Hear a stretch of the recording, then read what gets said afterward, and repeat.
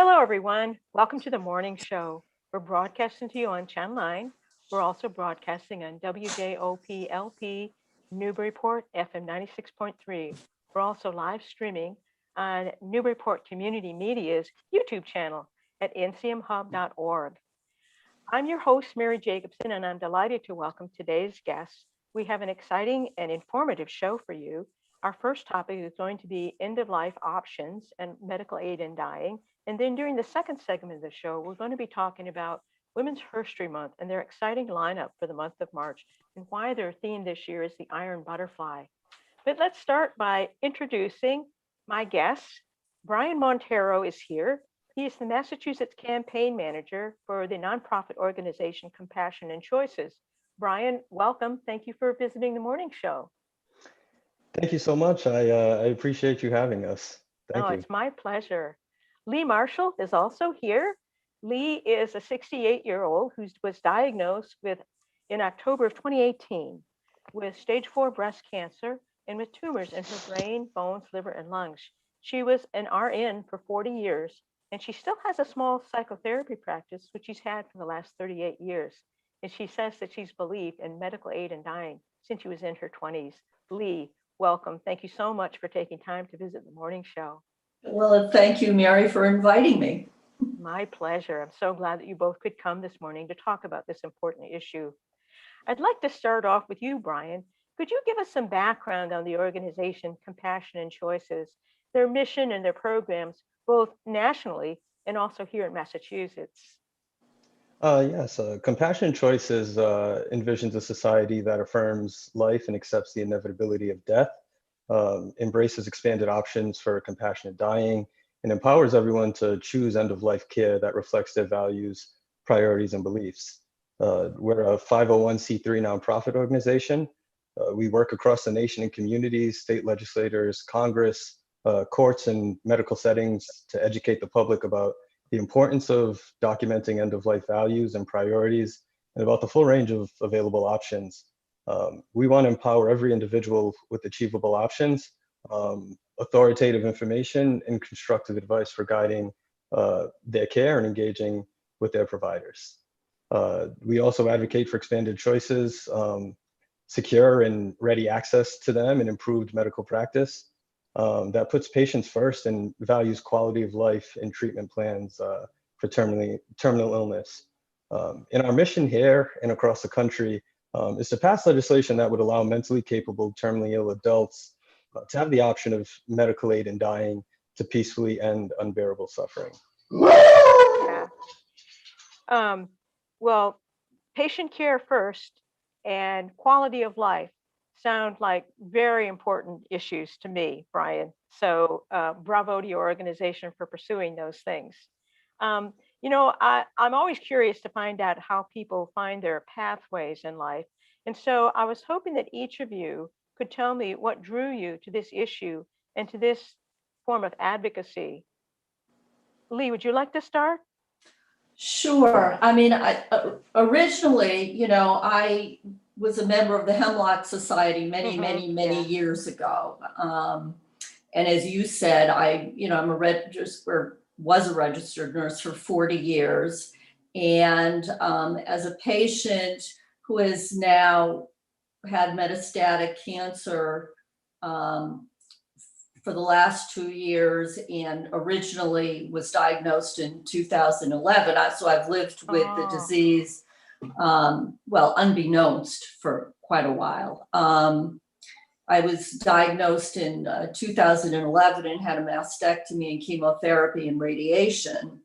And as far as we all thought, the disease had been treated. And then in 2018, it turned out that I'd had small amounts of cancer that were not detected and continued to spread. And in 2018, while I was at work, I had a seizure, and they rushed me to St. Elizabeth's Hospital in Brighton, and determined that I had a seizure, not a stroke, and that I was sent to Mass General, and they biopsied my brain and found tumors in my brain, my bones, my liver, and my lungs. Gosh. So, the last 2 years, I've had radiation to my brain. I've had multiple treatments of chemo to slow the cancer. And, they all have, nasty side effects, such as nausea, vomiting, rashes, peeling hands and feet, fatigue, mouth sores, lack of appetite. Yeah. I'm not suffering from pain at the moment, but sorry. But, it's likely that is coming down the line. And, for a while, I was able to do chemo at home, taking a pill. And at this point, I have to drive in to Dana-Farber and get treatments. Yeah. And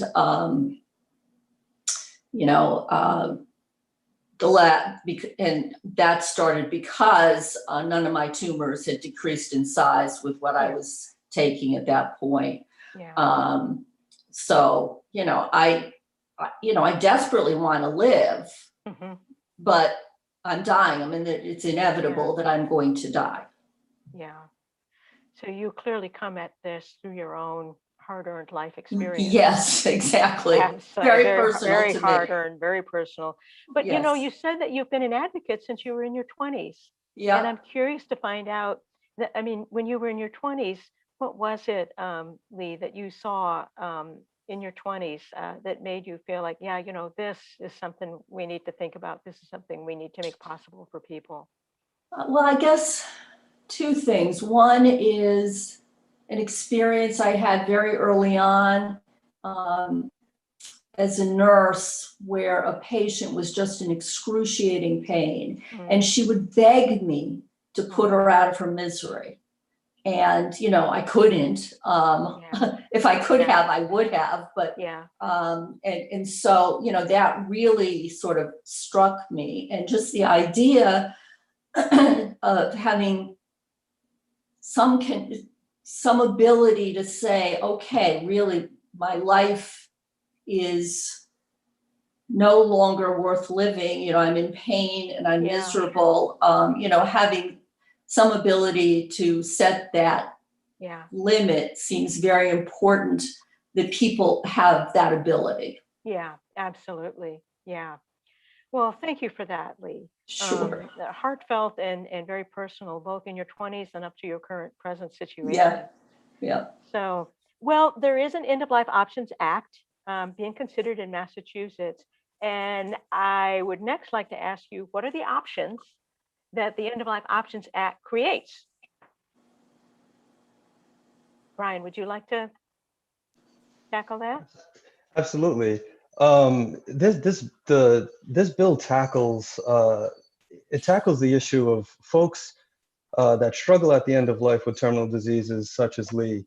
The option of medical aid in dying, it stops folks from worrying about the intolerable suffering at the end of life, and allows them to enjoy the remaining time with their families.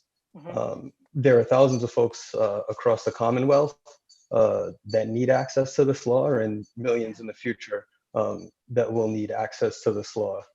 And it's just a good, compassionate, sound legislation. Absolutely. And it's currently in the legislature. Is that correct, Brian? It is. It's in the legislature. The session just started, and our bill was reintroduced February 9th by Senator Joe Comerford in the Senate, and Rep. Jim O'Day in the House. So, we're in the process of adding co-sponsors to our bill, and I'm happy to say that we've added more co-sponsors to the End of Life Options Act than ever before. So we're carrying the momentum that we seized last session. Obviously, we moved the bill out of committee for the first time. We were able to receive an endorsement from the Boston Globe. And like I had said, we had a ton of legislators on the bill that we had never had before.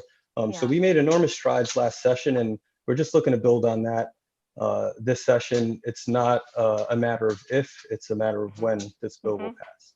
That sounds very encouraging, Brian. Absolutely.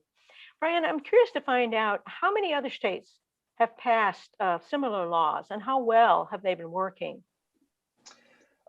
So Washington, D.C. and 9 states allow medical aid in dying, including Massachusetts neighbors in Maine, New Jersey, and Vermont. Less than 1% of people who die in states where medical aid in dying is allowed use this end-of-life care option.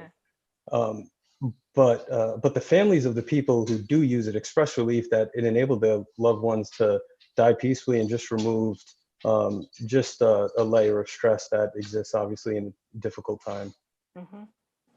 Yeah, I was surprised by that statistic that I read in some of your materials, that having the option is really important for people. And I want to ask you a little bit more about what makes it, what impact it has on people, just to know the option is there. But very small percentage of people who could use the option actually wind up using it. Have I understood you correctly, Brian? Absolutely, that is the truth. It just provides a comfort at the end of life. There is no typical situation, but there are common denominators. The terminally ill person who wants the option of medical aid in dying still loves life and would obviously love to keep living, as Lee referenced moments ago. But they've tried every viable treatment option without success. Then they enroll in hospice care and try to relieve their suffering, but get insufficient relief. In fact, about 90% of the people who use medical aid in dying are enrolled in hospice care. The person's terminal disease is going to end their lives no matter what. So they just want the option to die peacefully if their suffering becomes unbearable. Yeah. And it's a comfort. I mean, I'm not someone who's terminally ill, but I can imagine for Lee and her family, this would go a long way to at least providing her with a little bit more peace of mind, and just be able to focus on other daily tasks in her life where she can continue to just enjoy her friends and family and her career. Lee, could you speak to that? Yeah, I guess what I would say is essentially what Brian said, but there's this, for me personally, it takes away my worrying about if I'm in terrible pain and it can't be controlled, because one of the problems with controlling the pain is at times they can control it, but that means basically they're knocking you out. And so then you really don't have any quality of care. You know, you're no longer living. You're basically unconscious. Yeah. And physically alive, but yeah. And so I don't want to be in that situation. You know, I want to be able to walk and sing and be silly and, you know, all the things that my husband and I love to do until the end. And then I want to feel reassured that I will not have to suffer a long, lingering, painful death. Yeah. So it's similar to what Brian was saying about the relief, just the relief, the peace of mind that can come from knowing that you can be joyfully alive until you can't be anymore, and then you won't have to linger and suffer. In other words, you have control. Yes. You have options. As the name of the act says, it's end of life options. It's your choice. Yes, exactly. Well, I wonder if you could talk about, I know that people often raise concerns about that safeguards need to be built into this type of legislation so it won't be abused. Brian, could you talk about some of the safeguards that are built into the End of Life Options Act to guarantee its integrity? Absolutely. This bill has more than a dozen safeguards. They include the person requesting medical aid in dying must have a terminal illness and a 6-month prognosis that is confirmed by 2 doctors. No one is eligible for medical aid in dying because of age or disability. The terminally ill person requesting medical aid in dying must be able to self-ingest the medication.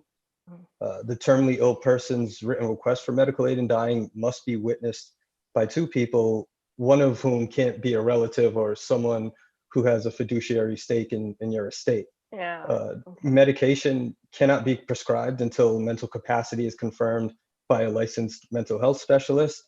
And anyone attempting to coerce a patient is subject to criminal penalties. There are a lot of safeguards that have been built into this bill. In the 20 years of data that we have, there has never been one instance of coercion or abuse of medical aid in dying. So I just want to highlight, that fact that this law works, and it does what it's intended to do. Yeah. Well, in other words, there are a lot of safeguards built into it, and clearly people have really thought through what needs to be addressed to give people the peace of mind, and to know that this is to provide people with choices, and choice is the bottom line here. But it will be done safely and with integrity. It sounds like there's been, these bills have been around, as you said, in DC and 9 other states long enough for people to have studied them and to know where they need to provide the reassurances and the safeguards. Another distinction that I think it's probably important to draw out for people is, could you address the distinction between medical aid in dying and suicide, and why this is such an important distinction to make? Okay, first and foremost, I want to be absolutely clear. Medical aid in dying is not suicide.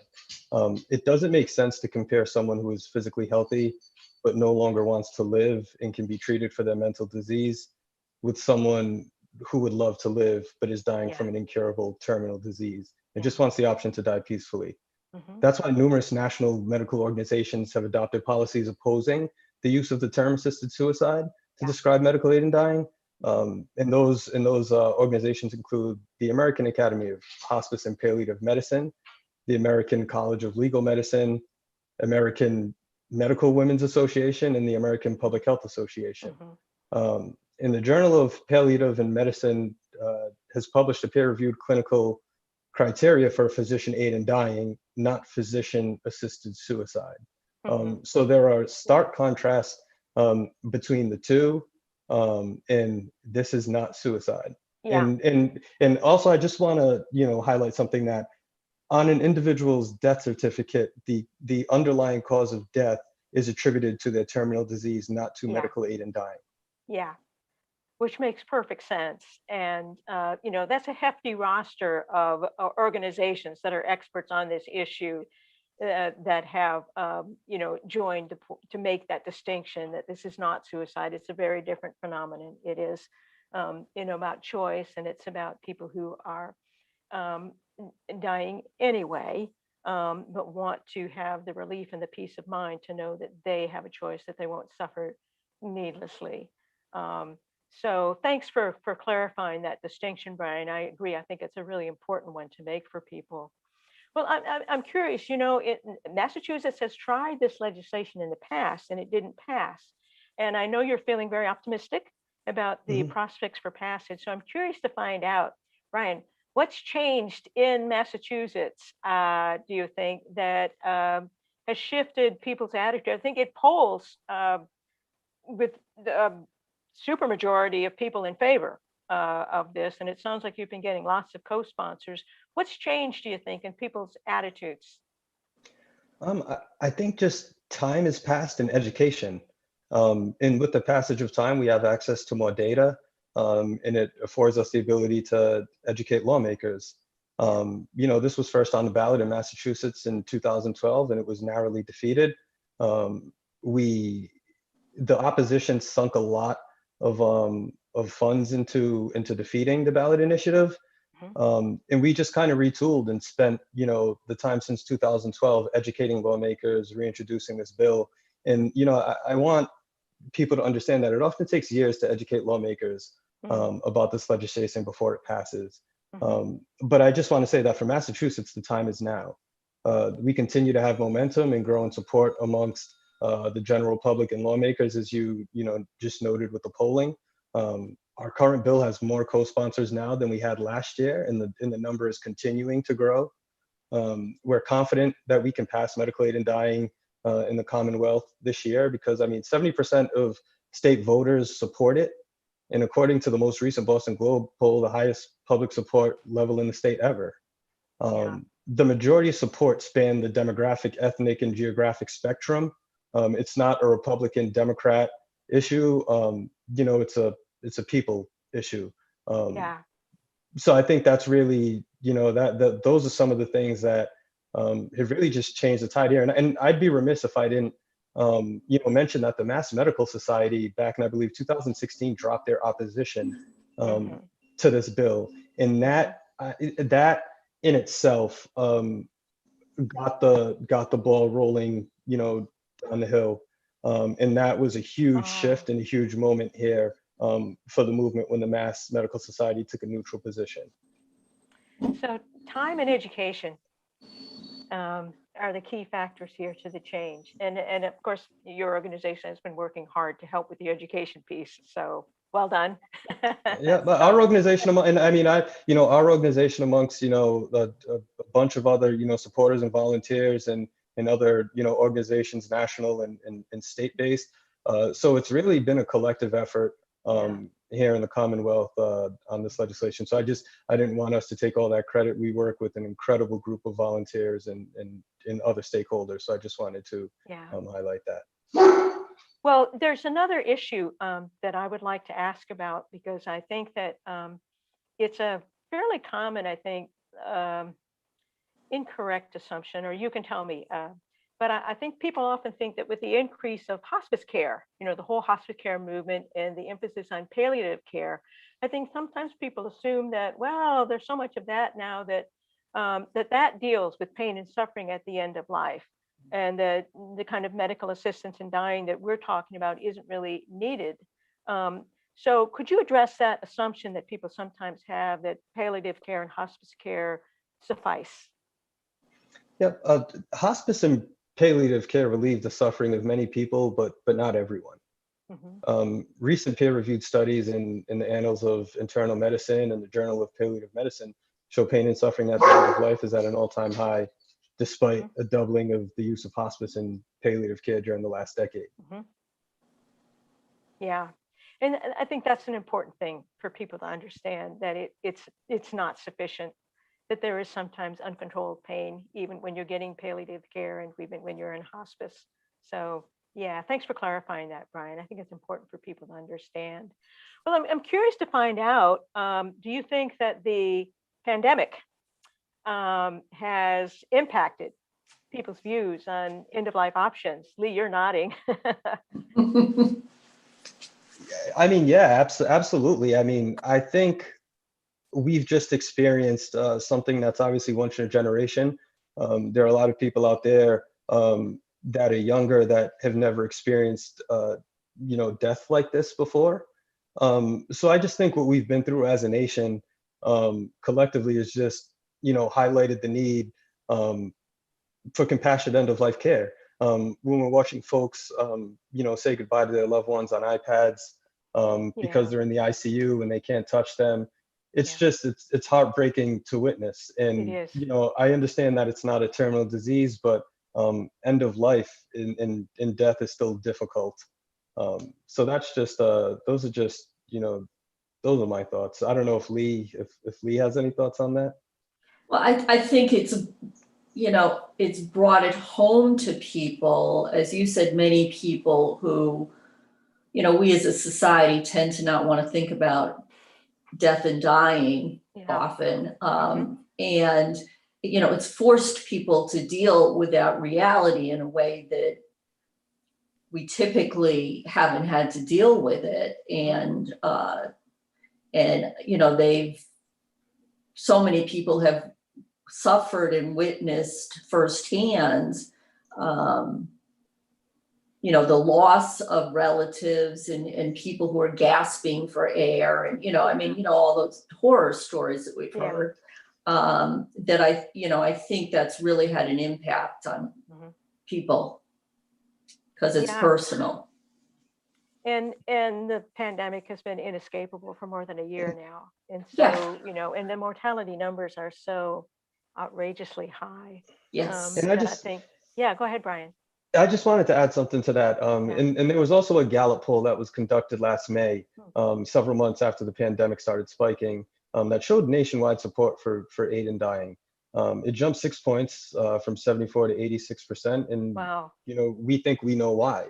And we've touched on some of that, but the pandemic has demonstrated the limits of modern medicine to Yeah. extend life indefinitely and relieve suffering and tragedy.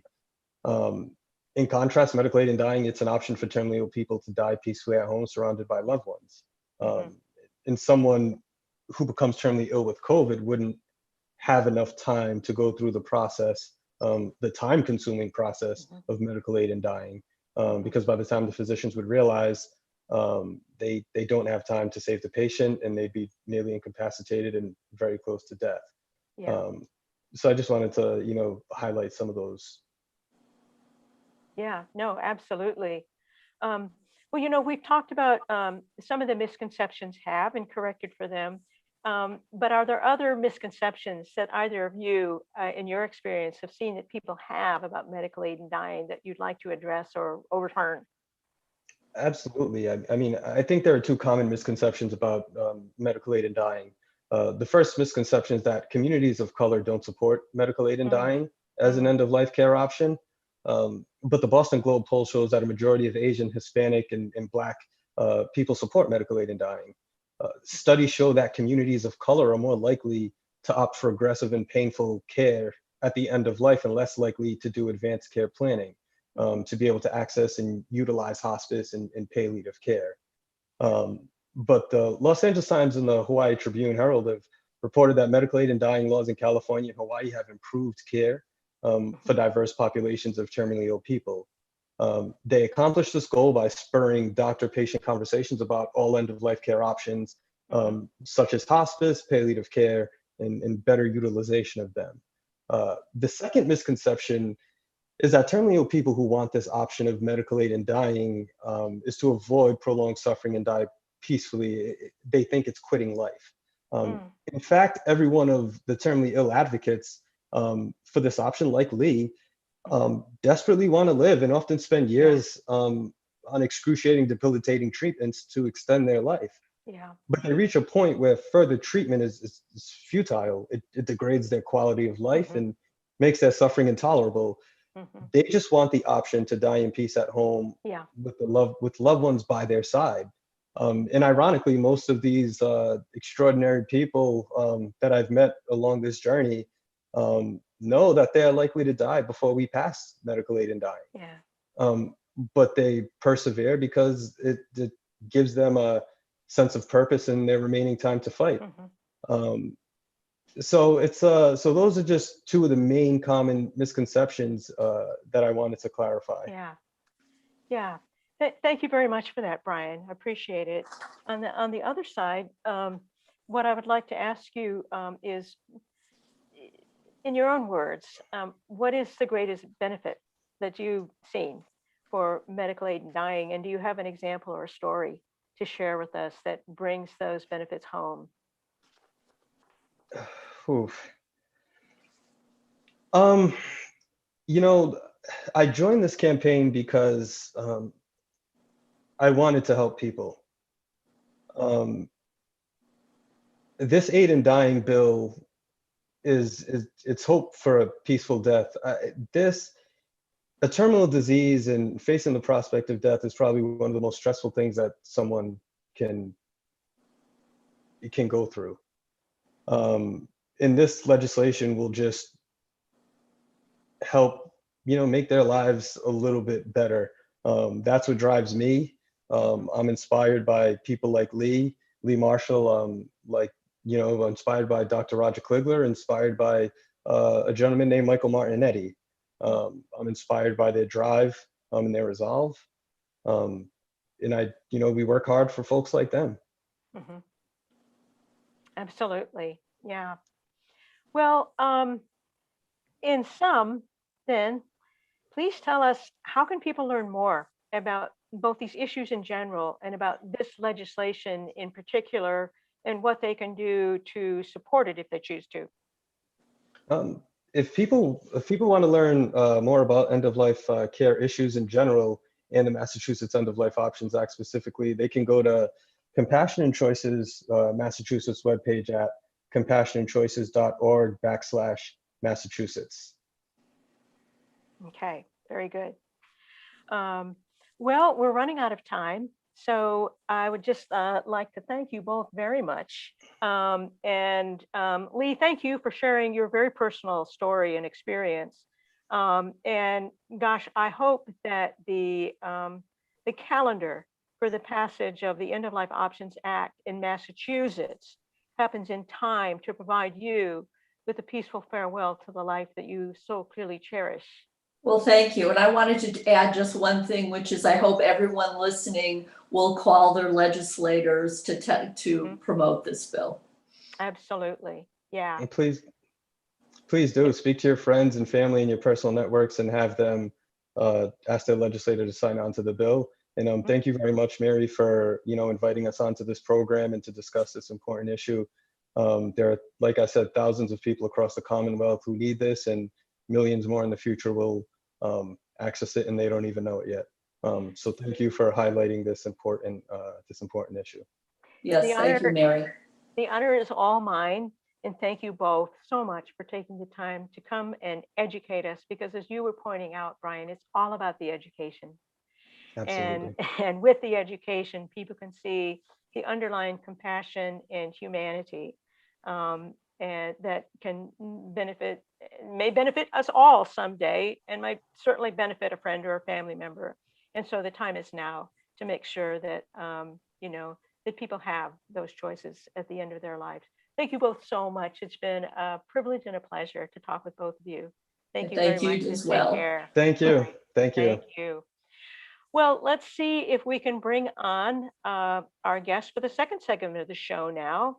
We are welcoming now the representatives from Women's HERstory Month. We're going to have Camille Garro. I see her smiling face there showing up. We also are having Adair Rowland, who is here. We're also going to have Deirdre Budzyna, and Deb Severo will be here. There's Deb. And let's Severo. see. Thank you, Severo. Thank you. Yes. Yep. So welcome very much to all of you. The Women's HERstory Month lineup looks very exciting, and you're pulling it off in the pandemic. So good for you. I wanted to, and I know it's a labor of love for all of you. So Camille, I would like to start. Camille is the event coordinator for Women's HERstory Month, and has been for several years now, I think, Camille. So could you fill us in on what the planning was like during this pandemic year? And I'm very much hoping you will talk to us about what the meaning of this year's theme of the Iron Butterfly is. Very excited to do that. And thank you so much for giving us this opportunity, because as everyone knows, our ability to market and get the word out has been very limited. So this is a wonderful opportunity, even though you've extended it every year to let us talk about my pleasure. our Women's HERstory Month. I'll try to put the graphic up. So, there you go. But it was a year ago tonight, that everybody on the board of the Actor Studio was sent out the emergency email for a Zoom meeting that night to discuss the future of what will happen with our month of activities. And my response was, what is Zoom? So, I remember. It's only been a year. It feels like 100 years. Exactly, but I remember when we were all going, "What's Zoom?" Tonight. So we, and that's like one of those days you'll never forget where you were when this all happened.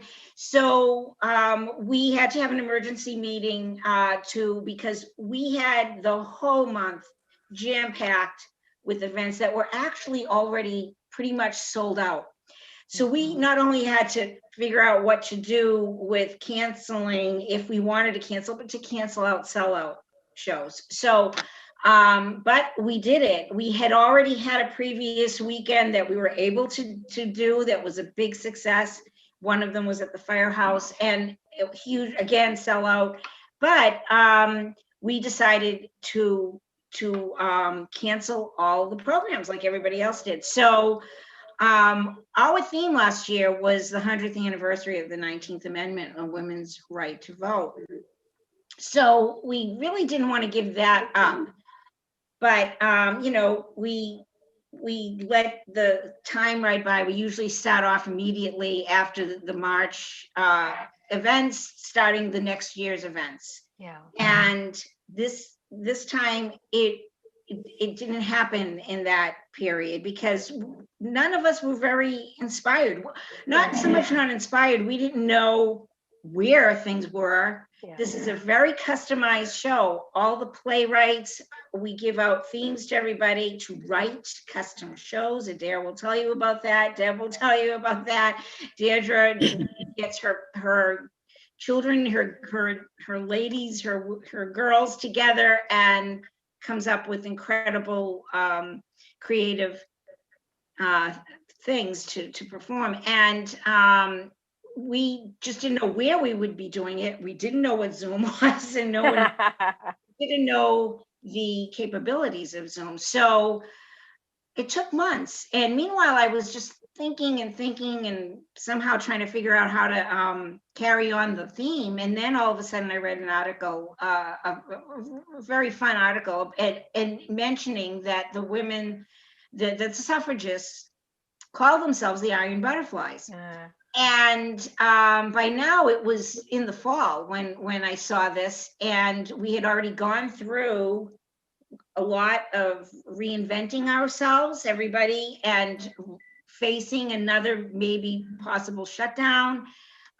So they wore the pins for Iron Butterflies that symbolize determination and strength. And then a bulb went off. I said, this is a perfect thing a perfect metaphor for what all of us have gone through, the whole world this year, from cocooning, quarantining, to the chrysalis, you know, which is kind of developing, and the rebirth, you know, and then to hopefully the triumphant butterfly. So we said, yes, I put the word out to my committee. We got very enthusiastic response from everyone, from the board and to the playwrights that came forward, and we presented it as Find Your Iron Butterfly. And it doesn't have to be a suffragist. It just we would like to acknowledge that, but just find somebody that was so determined that can give us all inspiration. And that is the core of what we do for Women's HERstory. It's showing women through the arts, all that we do, not necessarily success, just all that we do through success, finding the freedom to do that, and whatever that may be. So I threw that out to everybody. Everybody loved it, and we were so thrilled with the result being complete diversity. And that was not something that we said you must, you know, get a certain quota of representing everybody. We just said find people that inspire and will inspire others with their story. So that's what we did. And this year, I think, ends up being the best representation of what Women's HERstory is. I have to say, it got very strong. It built momentum, which is the Iron Butterfly. But I think everybody, men, women, will really respond to the poetry, the dance. We, again, include all the cultural aspects of Newburyport, you know, of everybody. Well, you know, the Iron Butterfly is such a rich metaphor. So let's find out about some of the Iron Butterflies that our other guests chose to focus on. Absolutely. And let's start with you, Adair Rowland. Welcome, and thank you for visiting the morning show. Thank you. Could you tell us, you have written Flo Ask After Ida B. Wells, which sounds very intriguing. So could you tell us, first of all, who Flo is and a little bit about Ida B. Wells and what gave you the idea to have them in dialogue? Well, the idea emerged. This is my fourth play for the Women's HERstory Month, which I co-founded in 2017 with Camille. And this was a collaboration with the Custom House Museum. And the original idea was to find local women who had been hidden figures and had steered history in their own way, even if they'd gotten subsequently kind of erased. Yeah. The idea of the suffragists really interested me because women banding together in a movement was quite unusual. And I was interested in the structure of women in movements and how sisterhood and kind of the lateral power of women bonding together was already different than the paternal hierarchical structure. So my idea was to take two women suffragists, and Ida B. Wells was a pretty fascinating Afro-American woman born into slavery and raised during Reconstruction. And I was going to pair her with Alice Paul, who was actually a contemporary and a white woman suffragist who took her lessons from the movement in London. But as the more I did research, the more interested I became in how history repeats itself, how there was such an intersection of rifts within the movement that threatened to divide it. And with the suffragists, it was white women didn't really care about Black women getting the vote. In fact, they were like, no, women first, not Blacks at all. And that threatened great divides. When I discovered Flo Kennedy, who was born in 1916, totally different era, and she became really Gloria Steinem's key mentor. And she was a force of nature. She was brash and wore a cowboy hat wherever she went, and just had a totally different style. Ida B. Wells looked like a Gibson girl, just Black, but she was educated and refined, and she worked in a ladylike way until ladylike ways didn't work. And I decided to do a mashup of these two women from different parts of history. And they ran into the same struggles and how they handled them. And both of them figured out that it was by going public. Mass communication was what would get their cause out and amplified their voice. So my premise is that they're basically conducting a Zoom meeting. I love it. And it's sort of like great. From the bardo or the afterlife. Right.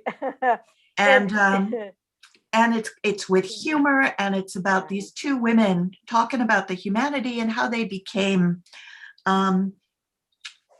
emblematic, almost accidentally emblematic.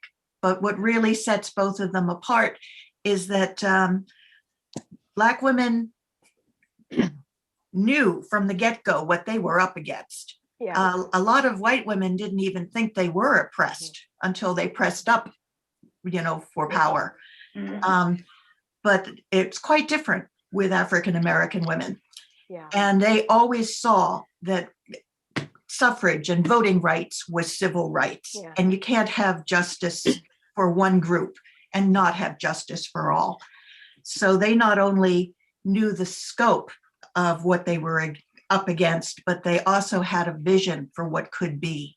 And they had such amazing confidence and vision that they allowed to lead them. So they were very inspiring because they were inspired about a better world.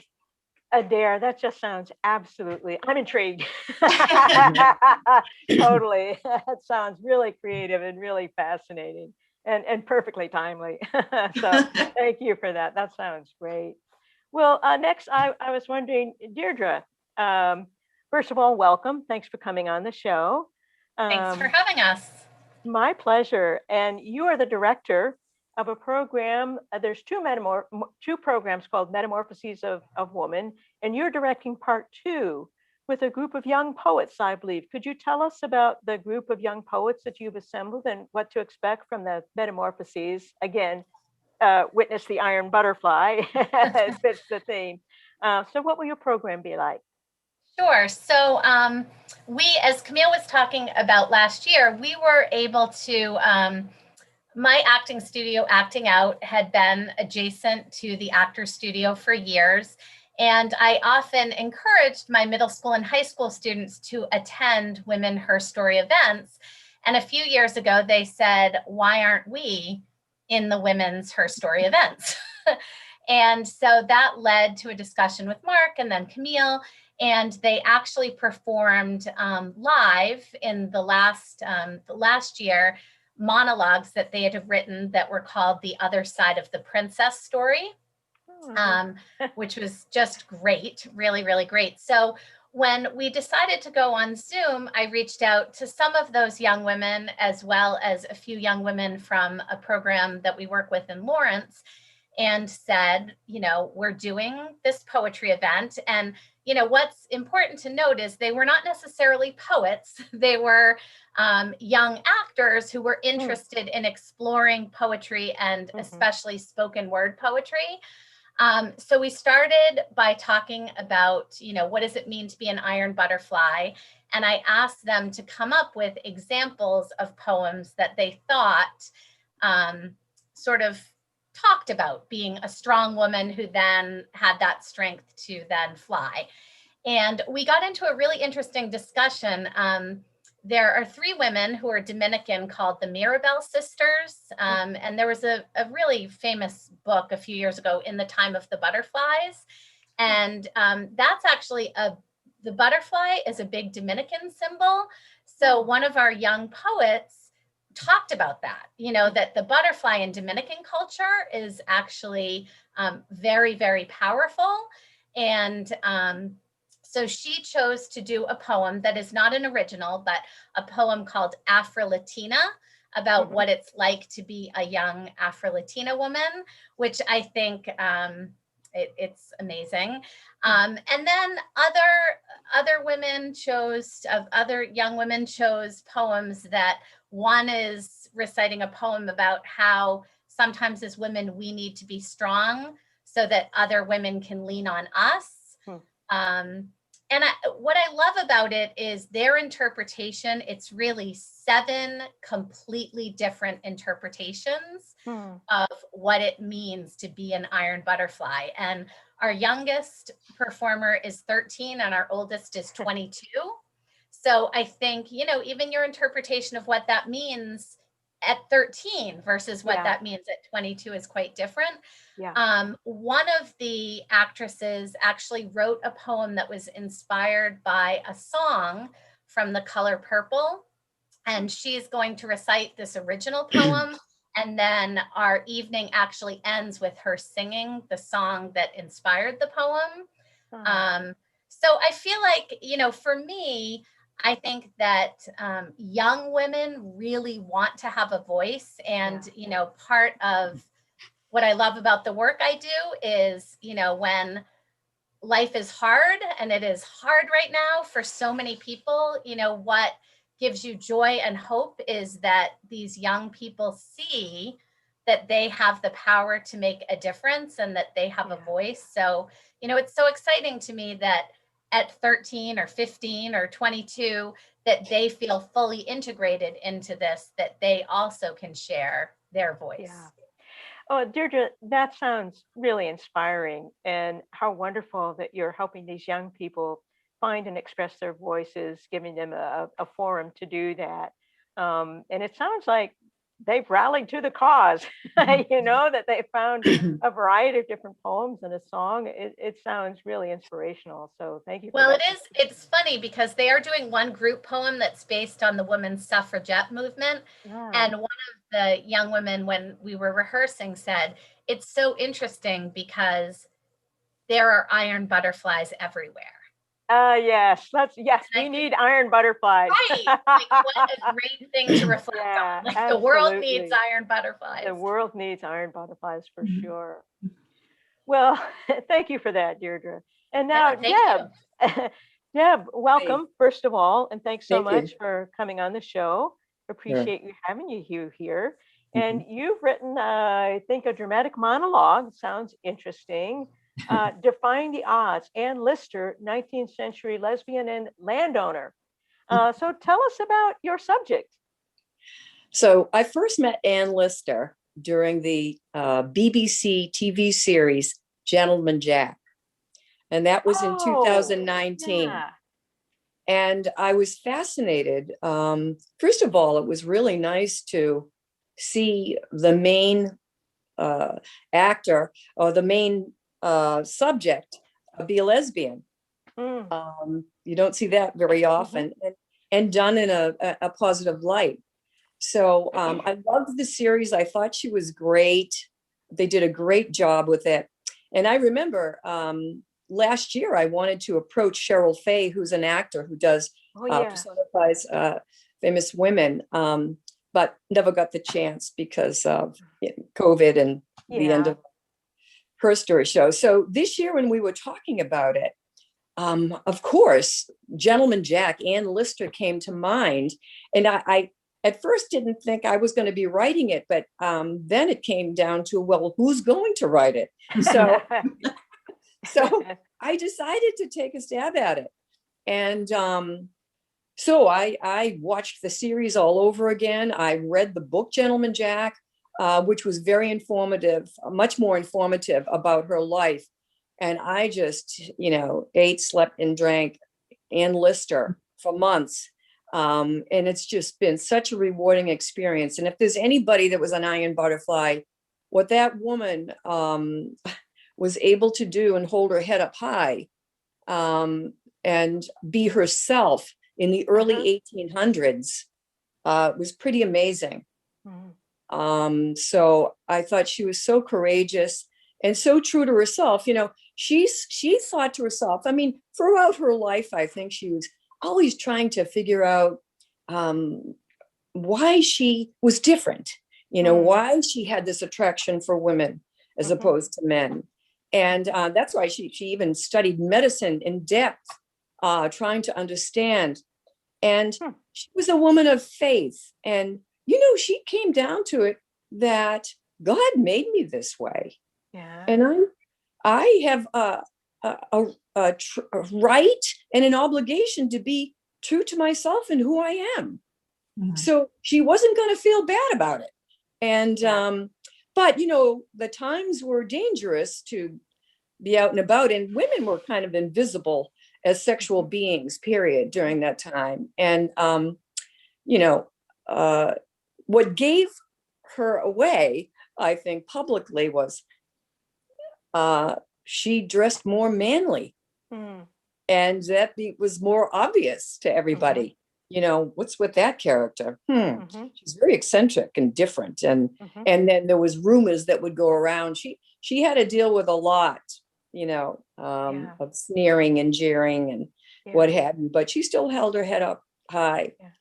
And she's just fascinating. I hope people will think about reading her book and reading the book Gentleman Jack. There are other books about Anne Lister. But one of the biggest things about Anne Lister was her diary, and which was she kept, because she had to keep this part of her a secret, she kept a diary every day from 1816 to 1840.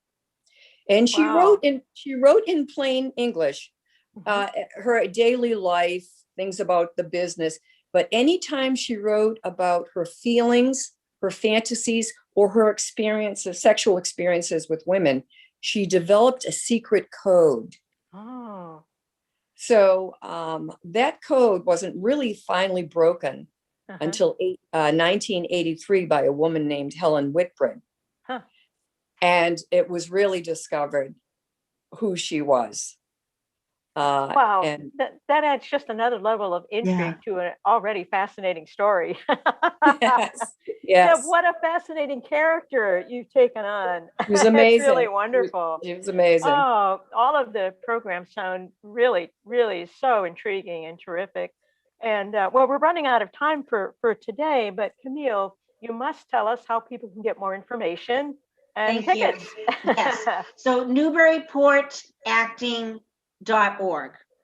And we have a wonderful website. Even the website, but even the development of our Women's HERstory page and the lineup, the visual lineup, it's very optic, it's very beautiful to look at.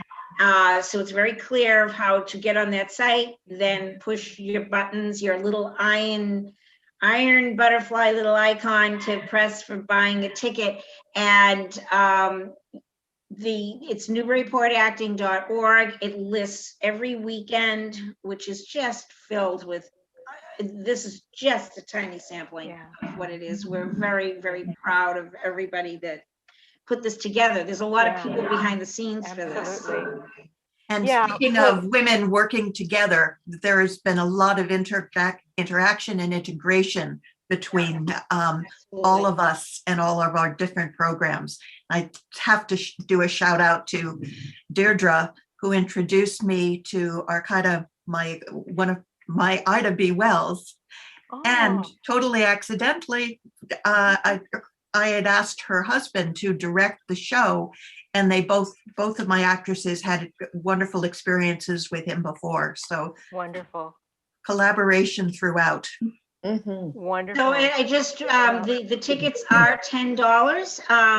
Usually our Zoom things are donation. We're doing this. This is our annual fundraiser. So we're hoping to get a lot of response, and just because it's so worth it. It's so worth seeing rich production. Yeah, absolutely. Well, thank each of you for coming on the morning show to talk about it. Camille, Deirdre, Adair, and Deb, thank you all so much for coming Thank on, you. telling us. Thank you. Thanks for about- having us. Thanks for having us. Very, no, Indeed. you're Love your show. my pleasure. Mary. So, and go to that website soon, because the programs start this weekend, everybody. So, Yes. so thanks for watching, everybody. I hope you'll join us next Thursday at 9 a.m. on Channel 9 for the morning show. If you missed any part of today's show, it'll be available for viewing on Port Media's YouTube channel playlist for the morning show. Just go to ncmhub.org and click on the YouTube icon, then click playlist. Each show will also air on WJOP FM 96.3 on Friday at 8 a.m. and the following Tuesday at 4 p.m. and Wednesday at 3 p.m. and will also be available as a podcast on the SoundCloud. Just go to ncmhub.org, click on the cloud icon, and then scroll down. That's it for today, everybody. Thank you. Thank Farewell. you. Bye. Thank Thank you. Bye-bye. Bye-bye.